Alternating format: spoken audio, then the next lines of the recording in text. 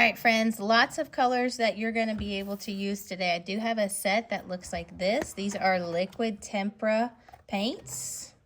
So you're going to be able to use them. You will also have a scrap piece of paper that you can pull paint onto and mix it and make your own tints, make your own shades, all of that. You will be getting some really tiny brushes because we have a lot of tiny detail here that you may need to get inside. If we do use liquid paint, then when you get all right, this is liquid paint. So you can mix it, change those colors in here, or you can just dip straight from here if you're not doing any color mixing. Anytime you want to change a color, if you're using this liquid paint, you need a paper towel, and you're going to take the paper towel and try to get most of the paint off onto the paper towel before you rinse it so that your water cup stays fairly clean.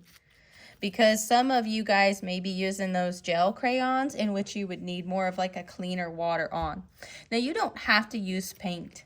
If you want to use a bunch of different colors, a bunch of different mediums, you can use gel crayons today.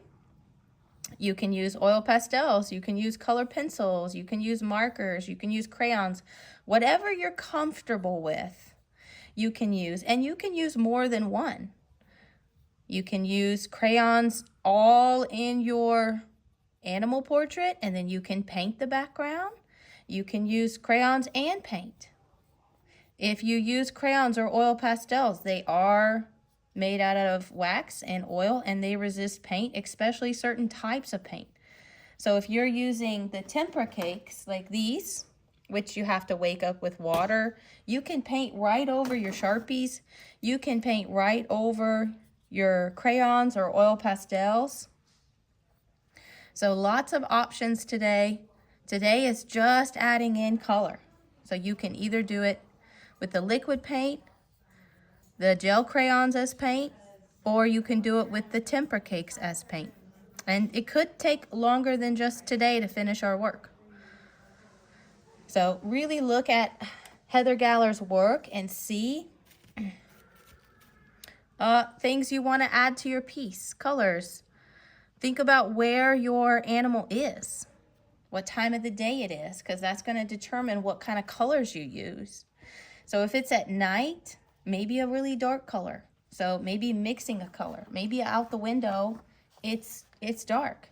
So if you're trying to mix a color, let's say you want to make like a dark blue. You're going to get some blue from here, put it on your extra spare piece of paper because you're trying to make a darker blue. You're going to grab some black. Just a little bit of black goes a long way for color mixing. This is called a shade, darker version of that color. So now it looks more like night in my scene because of the colors I'm using. So think about where your portrait is and how colors can really affect that. Sometimes you may need to add a little bit of water to this to make it flow a little bit better, because a little bit more water will make it flow. These do take a little bit of more time to dry than just like normal tempera cakes, but you can still paint on top of them. And if you, like I said, if you want your color to blend more, just add a little bit more water to your brush and blend the paint around on the surface. So I'll show you, I got just extra water on my brush. I'm just re-blending this paint again, just with some water. Have fun today. Use a variety of colors today. And for cleanup, make sure your brushes are back in the water cups. And your artwork and your messy mat will go on the drying rack.